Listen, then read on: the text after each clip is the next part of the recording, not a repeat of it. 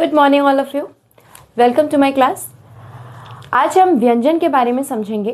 पिछले क्लास में हमने स्वर के बारे में समझा, क्या होते हैं, कौन से होते हैं। आज हम व्यंजन के बारे में थोड़ा समझेंगे। मैंने आपको बताया था ह्रस्व स्वर, दीर्घ स्वर, अयोगवाह, है ना। अयोगवाह के बारे में बताया था। ये है आपके अयोगवाह, अंग, अह, ये आपके अयोगवाह हो गए। अनुस्वार का क्या चिन्ह बताया था मैंने, ये अनुनासिक का क्या बताया था, चंद्रबिंदु। ठीक, इसी को विसर्ग भी कहते हैं। और एक निशान होता है हलंत का। हलंत का एक निशान होता है जो कैसे बनता है, ऐसे। जैसे कि मान लीजिए ये वर्ण लिखा मैंने एक, इस पे हलंत लगाना हो तो ऐसे लगेगा। ठीक, ये ल लिखा मैंने, इस पे हलंत लगाना हो तो ऐसे लगेगा। ठीक, ये है हलंत का निशान। अब हम व्यंजन के बारे में समझेंगे। देखिए ध्यान से, देखिए व्यंजन क्या होते हैं। व्यंजन,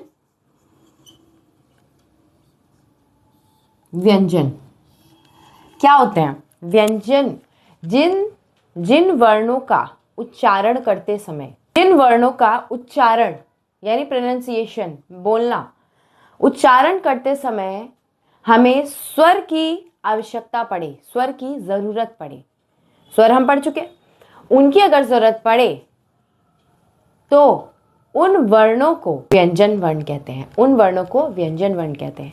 जिन वर्णों का उच्चारण करने के लिए स्वरों की आवश्यकता पड़े उन्हें हम व्यंजन कहते हैं। स्वरों की सहायता लेनी पड़े तो उन्हें हम व्यंजन कहते हैं। चलिए अब इसी बात पे व्यंजन के भेद समझते हैं। भेद कैसे बताऊंगी मैं आपको, टेबल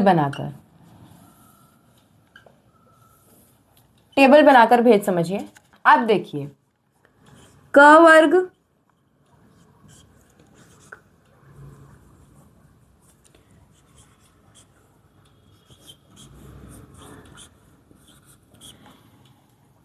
क वर्ग, ट वर्ग, त वर्ग, प वर्ग। ठीक, इनमें क्या क्या है ध्यान से समझिएगा। ठीक है, व्यंजन के भेद कितने हैं, कितने पढ़ेंगे हम। स्पर्श व्यंजन, अंतःस्थ व्यंजन, ऊष्म व्यंजन। स्पर्श व्यंजन, इनको स्पर्शी व्यंजन कहा जाता है। ये जितने लिखे हैं मैंने, कितने होंगे ये, 5 और 5, ये होते हैं 25। ठीक, ये हैं 25,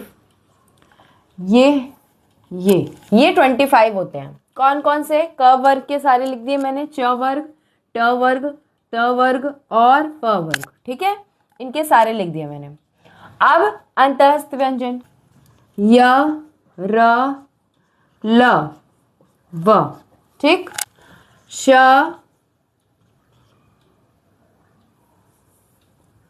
श, स, ह।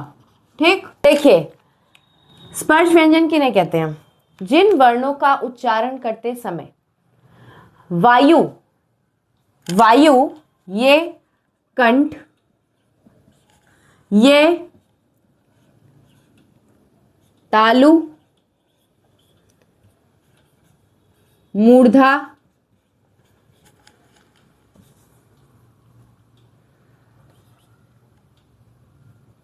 दंत,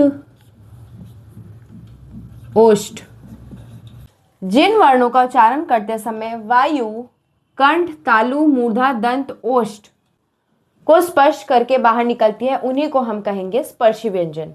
जैसे कि मैंने 25 स्पर्शी व्यंजन लिख दिए हैं। 25 कंठ से क ख ग घ अंगा निकलता है, तालु कंठ से ये निकलता है, तालु से च छ ज ये निकलता है, मूर्धा से ट ठ ड ढ।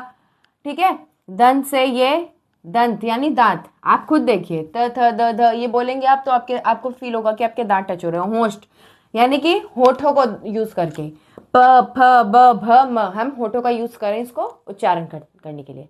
ये हो गया स्पर्शी व्यंजन।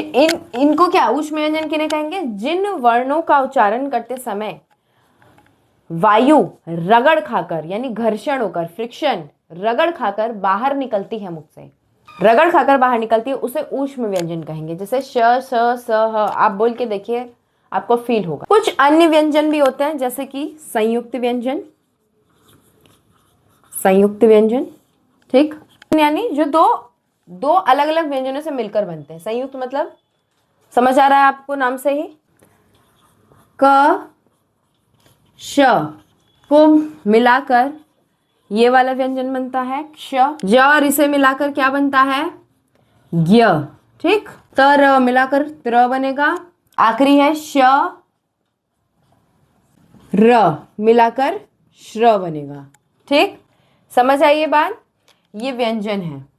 इससे मिलता जुलता शब्द बता देती हूँ, वृक्ष, क्षमा। ठीक है, इससे हो गया ज्ञानी, ज्ञाता, ज्ञान। ठीक है, इससे शब्द हो गया त्रिशूल, त्रिनेत्र। इससे शब्द हो गया मित्र, पत्र। इससे शब्द हो गया श्रम, विश्राम, श्रमिक। एक व्यंजन और है। ये कौन सा व्यंजन होता है? जब दो समान व्यंजन आपस में मिलते हैं। समान मतलब एक जैसे व्यंजन, जैसे क और क आपस में मिलता है तो क्या क्या शब्द बना? तो कैसे हो जाएगा? धक्का। ये जो ये है, ये दिख रहा है, इसी को कहते हैं ये।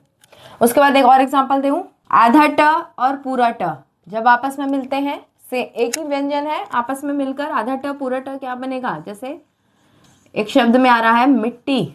एक शब्द का ये शब्दों के एग्जाम्पल दिए मैंने, ये मिलाकर ये नहीं बनता, ये मैंने एग्जाम्पल दिए हैं। ठीक है, देखिए अब उच्चारण स्थान की बात करते हैं। उच्चारण स्थान क्या है? कंठ। कंठ में कंठ का यानी गला हमारा, यहाँ से उच्चारण स्थान हमारा ये है। अ आ और ये जितने भी मैंने क ख ग घ बताया और विसर्ग भी साथ में। तालु, तालु से ये सारे शब्द बोले जाते हैं। ठीक है, उसके बाद है मूर्धा, मूर्धा से ट ठ ड। उसके बाद हमारे दांत आएंगे, दंत। उसके बाद होंठ आते हैं। ठीक, दांत से क्या है? ल स त थ ध। ओंठ से क्या है? ओंठ से आप बोलो उ प फ, आपको पता लग रहा है आपके होंठ हिल रहा है। दांत से ल स, सब में दांत आपके स्पर्श हो रहे हैं।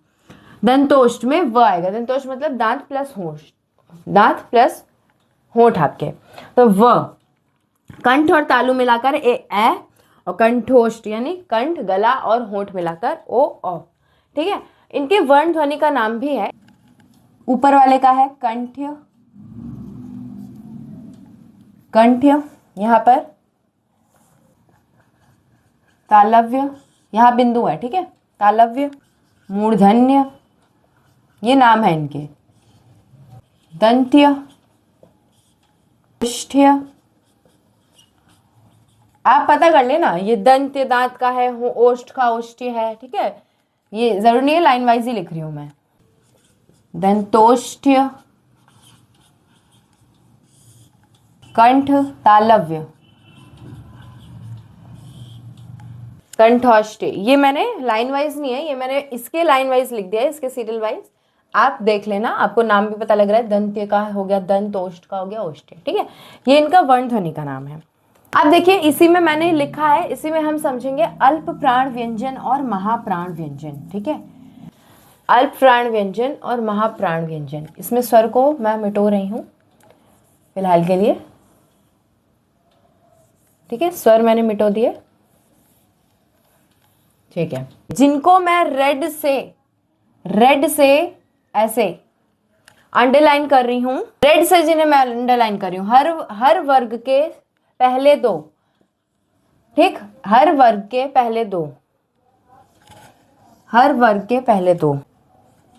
ये क्या है? जिनको मैंने रेड से मार्क किया है, इनको बोलेंगे, कंपन के आधार पर भेद बता रही हूं, उच्चारण में कंपन के आधार पर, तो इन्हें बोलेंगे अघोष। रेड वाले को अघोष। ठीक, अघोष व्यंजन।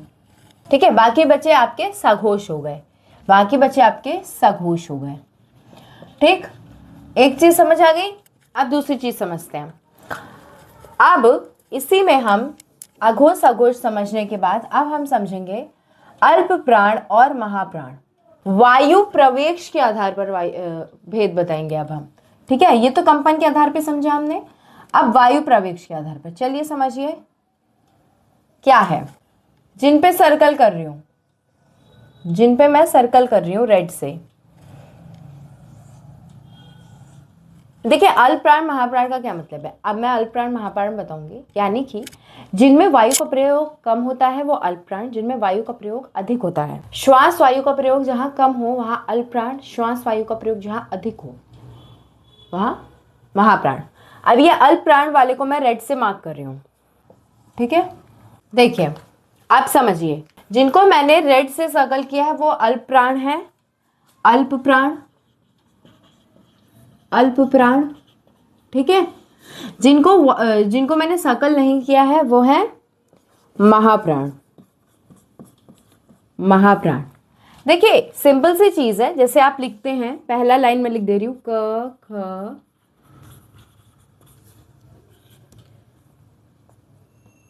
है ना, ये लिखा मैंने, ये क वर्ग लिखा मैंने, फिर च छ ज झ,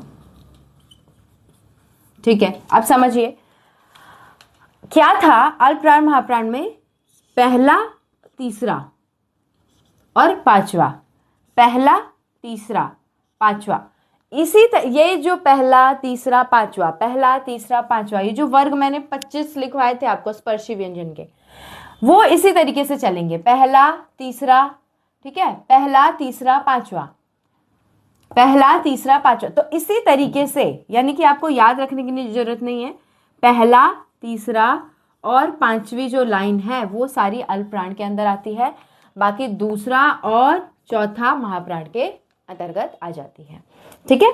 आई होप आपको ये बात समझ आई होगी कि अल्प प्राण क्या है, महाप्राण क्या है, सघोष क्या है, अघोष क्या है। कैसे हो जाएगा सघोष अघोष, कैसे आप करेंगे वर्ग, अगर आपको वर्ग से याद करना हो कैसे करेंगे, देखिए सघोष अघोष तो और सिंपल है, शुरू के सारे पूरे वर्ग के पहले दो और बाद वाले, पहले हैं अघोष, पहले वाले अघोष होंगे और दूसरे वाले सघोष होंगे। सघोष अघोष क्या होते हैं भाई, समझिए। इन ध्वनियों को उच्चारण जब करते हैं हम, तो हमारी जो स्वर तंत्रियां हैं इसमें कंपन नहीं होता और इसमें कंपन होता है, क ख। अब आप बोलिए ग घ, इसमें ज्यादा कंपन है। अब आप बोलिए ज झ, इसमें ज्यादा कंपन है। तो एक तरीका ये भी है व्यंजन का भेद बताने का, अघोष और सघोष, ठीक है। आई होप आपको बात समझ आ गई होगी। मेरी क्लास देखने के लिए धन्यवाद। आगे कोई भी डाउट हो आप प्लीज़ कमेंट करिए, अपने फ्रेंड्स में शेयर करिए मेरी class. Thank you so much.